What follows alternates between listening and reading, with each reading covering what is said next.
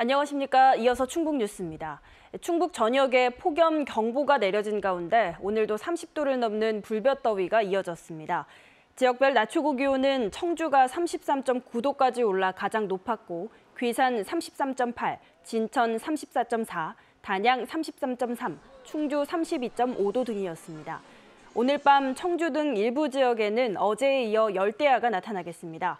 청주기상지청은 내일도 35도 안팎의 더위가 이어지겠다며 열사병이나 탈진 등 온열 질환 발생 가능성이 큰 만큼 건강관리에 유의해 줄 것을 강조했습니다. 충북의 집중호우 피해액이 현재까지 2,790억 원으로 집계됐습니다.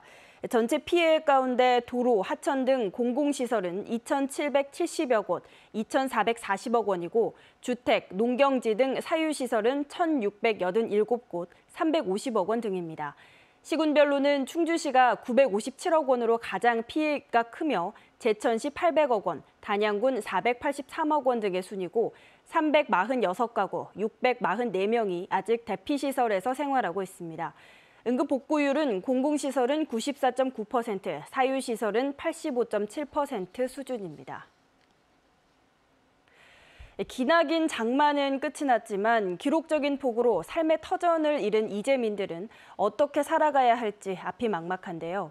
이렇게 수해로 어려움을 겪고 있는 이재민들을 돕는 세탁 봉사 활동이 한창입니다. 이정훈 기자의 보도입니다.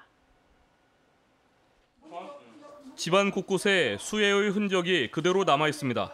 물에 젖은 더러운 옷과 이불도 이재민들에게 골칫거리입니다.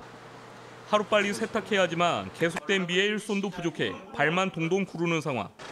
이를 돕기 위해 세탁기와 건조기가 장착된 특수 차량이 들어섰습니다. 수재민을 돕기 위해 한 복지단체가 마련한 이동 세탁 서비스입니다. 수해로 인해서 여러 질병이나 이런 것들 위험성이 많이 높으신데요. 세탁 서비스 하면서 일상생활 위생관리가 좀 되시면서 수인성 전염병에도 예방이 되고. 봉사자들은 수해 가구를 돌며 물에 젖거나 오염된 이불과 의류를 모아 직접 세탁과 건조를 합니다.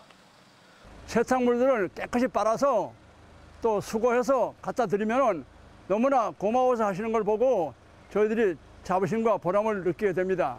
수해에 집을 잃고 입을 옷도 없었던 이재민들은 세탁 봉사가 고맙기만 합니다.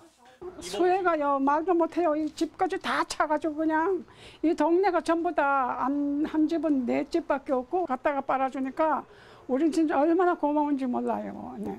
수해가 극심한 단양 지역을 중심으로 진행되고 있는 세탁 봉사는 앞으로 한 달간 이재민들의 피해 복구가 마무리될 때까지 계속됩니다. KBS 뉴스 이정훈입니다. 국민권익위원회가 집중호우와 용담댐 방류 등으로 수해를 입은 주민들의 민원을 접수하고 있습니다. 국민권익위원회는 기존에 있던 국민신문고 홈페이지에 수해 관련 민원 신청란을 새로 개설해 불편사항이나 사유재산 피해 등을 직접 신고할 수 있게 했습니다. 또 접수된 민원을 파악해 원인을 분석한 뒤 문제점이 발견되면 재발 방지책을 마련할 계획입니다. 충청북도가 수해를 막기 위해 노후 저수지의 안전 점검을 하고 점검 결과에 따라 정기적으로 재구축, 개보수 사업을 추진합니다. 대상은 지은 지 50년이 넘은 저수지로 충북 전체 저수지 757곳 가운데 84%인 633곳입니다. 이번 사업에는 도와 각 시군, 한국농어촌공사 등이 참여하며 오는 10월까지 대대적인 보수가 필요한 저수지 100곳을 선정해 내년 5월까지 정밀 안전 진단을 하고 진단 결과를 바탕으로 오는 2025년 말까지 재구축, 개보수 사업을 마무리할 계획입니다. 청주지방법원은 목줄이 풀린 반려견이 사람을 물어 다치게 한 혐의로 기소된 개 주인 63살 A씨에게 벌금 200만 원을 선고했습니다. 재판부는 판결문에서 사람의 왕래가 잦은 곳에서 개를 기르면서 주의 의무를 소홀히 한 점이 인정돼 그에 상응하는 처벌이 필요하다고 판시했습니다.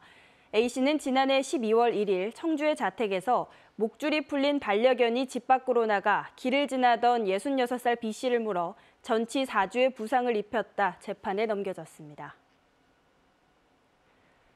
충청북도 교육청은 감염병 여파로 경제적 피해를 입은 폐교 재산 임차인에게 한 해 임대료를 최대 80%까지 되돌려주기로 했습니다. 감면 대상은 폐교를 캠핑장, 체험학습장 등으로 활용하고 있는 임차인으로 폐교 40곳에 모두 2억 5천여만 원이 반환될 예정입니다.